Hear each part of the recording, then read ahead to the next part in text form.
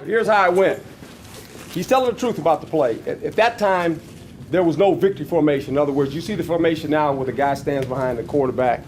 Well, that play, after that play, everyone went to the victory formation. They started, that's part of the deal now. But what happened was this. The victory formation where the quarterback takes the ball and gets to a lead, and then there's a guy behind the quarterback just in case he fumbles the ball so no one can run it in. All right? So you see that now, you see a lot of times the receivers back there, somebody's behind the quarterback saying, what is that guy doing back there? That's my formation. I created that formation. It's the only thing I ever did in that. So here's the conversation as this thing's about to happen, is that Kodar is standing right here, who's a giant running back. He's in the tight formation. And Joe Pisarcik's here with Clack and Zonka's there. I actually tell Kodar, good game. We shake hands. You don't see this on television. Remember, this is 1978. There was color TV, but there was no high definition. No ESPN, no Sports Center. It wasn't available yet. All right, so I'm shaking his hand, good game. We're kind of visiting. We're going to kneel. I said, I got it, you know. Well, not so much. Because what happened was, the week prior, Joe Pisarcik was the quarterback of the Giants. Coach called the play. Joe didn't run the play.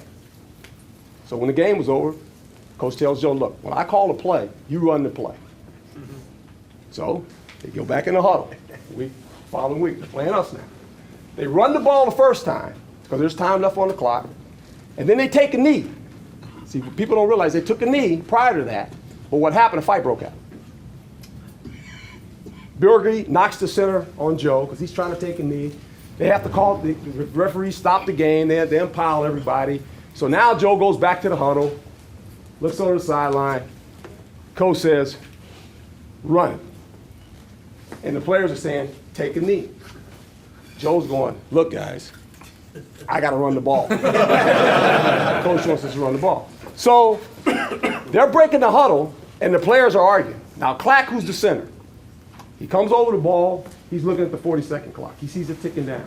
And Joe's looking back at Zonka. And Zonka's going like this. Now I know this because I'll tell you why I have this information. So they're kind of confused on what they're supposed to do. So Joe gets the ball from the center, but he's really not ready to get it because Clack hikes the ball because the 40 seconds clock's running down. And Joe's kind of turning around looking at Zonka trying to figure out, are you ready for this or not? And his hands are underneath the center. So he hikes it before Joe's really ready.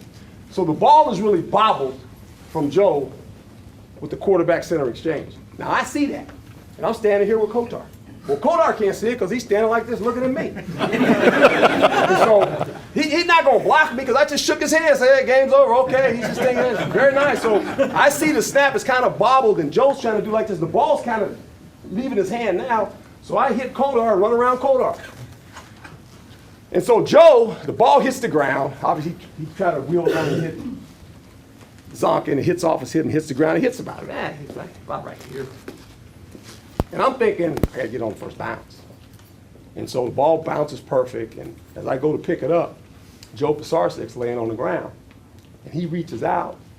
Now, we're in Giant Stadium, obviously, 26 seconds, and this is happening. And the only thing I hear Joe, he's screaming. He's going, oh, no. And so I pick it up and I score, and whatever happens, it's all good. Now here's the crazy part. The next year, Joe Pisarcik comes to the Philadelphia Eagles. And we know he's coming in our locker room. Dick Vermeil gets him and he's coming in, kind of a room like this. And just imagine, here's Dick Vermeil, here's Joe. And the doors are closed, and when the doors open, he walks into the locker room, and all the teams standing, still like you guys. Still like that. Everybody's standing like that. And Joe walks in, and Bill Berge has the ball. And when he walks in, he sees all the players there. And Bill Berge takes the ball and drops it on the ground and says, play it again, Sam. Pick the ball up and give it to Joe. That's the story. That happened. True story. Yeah, true story.